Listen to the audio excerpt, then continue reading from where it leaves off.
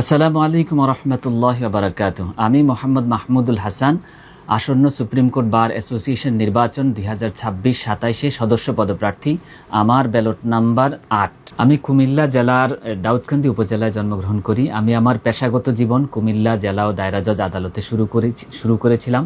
সেখানে কিছুদিন কাজ করার পরে আমি 2014 সালে স্পিকার শেখ রাজ্জাক আলী স্যারের প্রতিষ্ঠিত যে জুরিস কনসোর্টিয়াম চেম্বারে জয়েন করি এবং 2014 সাল থেকে অদ্যাবধি আমি সুপ্রিম কোর্টের সিনিয়র আইনজীবী ব্যারিস্টার মোহাম্মদ বেলায়েত হোসেন স্যারের সাথে স্যারের জুনিয়র হিসেবে কাজ করে আসছি।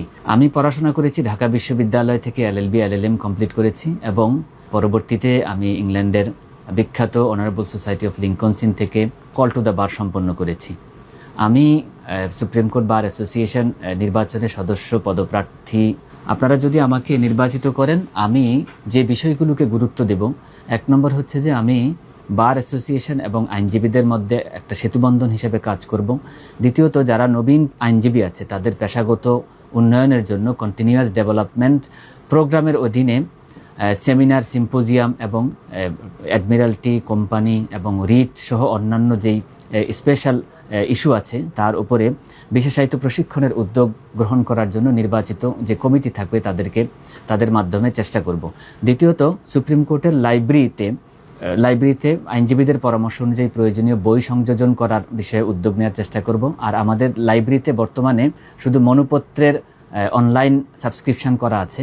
আমি যদি নির্বাচিত হতে পারি, আমি লেক্সিস নেক্সিস, তারপর ওয়েস্ট ল সহ আন্তর্জাতিক মানের যে জার্নাল আছে এবং বুক রেফারেন্স আছে সেটার সাবস্ক্রিপশন করার জন্য নির্বাচিত যে কমিটি থাকবে তাদের মাধ্যমে চেষ্টা করব। আরেকটা হচ্ছে সুপ্রিম কোর্ট থেকে আমরা যারা রেগুলার প্র্যাকটিশনার, তারা বিভিন্ন বই নিয়ে শুনানির জন্য বিভিন্ন সময় বই নিয়ে যান এবং পরবর্তীতে সেগুলো জমা দেওয়ার পরেও দেখা যায় বছর শেষে 2-1টা বই হারিয়ে যাওয়ার কারণে বা 2-1টা বইয়ের বিষয়ে তাদেরকে জরিমানা দিতে হয়। আর আমার একটা প্ল্যান হচ্ছে এটাকে আরও বেশি আধুনিকায়ন করা যায় কিনা, এমন কোনো অ্যাপসের প্রচলন করা যায় কিনা যার মাধ্যমে বিজ্ঞ আইনজীবীরা তাদের নেয়া বই এবং জমা দেওয়ার বিষয়ে তারা যেন তাদের নিজস্ব আইডি থাকবে, সেই আইডি থেকে তারা দেখতে পাবে যে কোন বইটা নেওয়া হয়েছে, কোন বইটা জমা হয়েছে বা কোন বইটা বকেয়া রয়েছে। যদি এটা করা যায় তাহলে হয়তো এই সমস্যাটার সমাধান হবে। আরেকটা বিষয় আমরা প্রতিনিয়ত দেখতে পাই যে আমাদের সুপ্রিম কোর্ট বার অ্যাসোসিয়েশনের যে লিফটগুলো আছে এগুলোতে কয়েকজন উঠার পরে লিফট প্রবলেম শুরু করে। আসলে এই লিফটের বিষয়ে কিছু ভালো উদ্যোগ নেওয়া যায় কিনা এই বিষয়ে আমি পার্সু করার চেষ্টা করব। আরেকটা হচ্ছে রিসেন্টলি সুপ্রিম কোর্ট বার অ্যাসোসিয়েশনের পক্ষ থেকে একটা জার্নাল বের করা হয়েছে। আমি চেষ্টা করব এই জার্নালটা যেন কন্টিনিউ করে এবং এটার যেন প্রকাশনা কন্টিনিউ থাকে।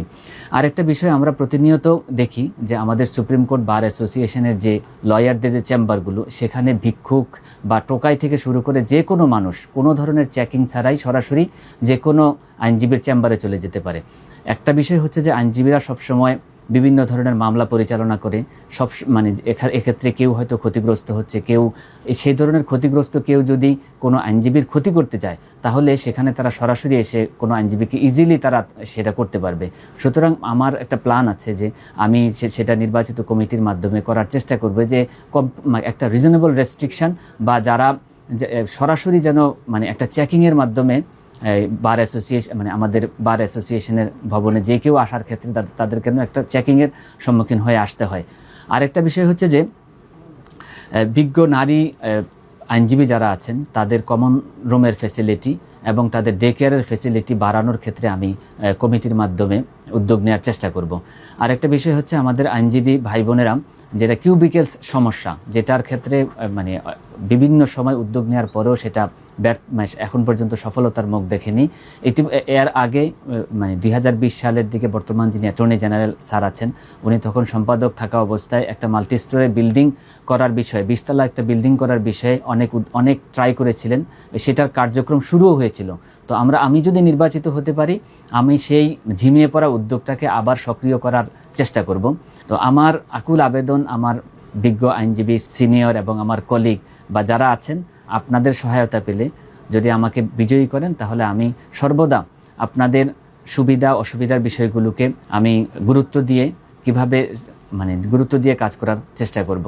আমার সিনিয়র, জুনিয়র এবং সহপাঠী আইনজীবী ভাই বোনদের কাছে আমার আকুল আবেদন, আসন্ন সুপ্রিম কোর্ট বার অ্যাসোসিয়েশন নির্বাচনে আমার ব্যালট নাম্বার 8-এ আপনার মূল্যবান ভোট প্রদানের মাধ্যমে আমার যে পরিকল্পনা সেটা বাস্তবায়নের করার জন্য সহযোগিতা করবেন। আসসালামু আলাইকুম ওয়া রাহমাতুল্লাহ।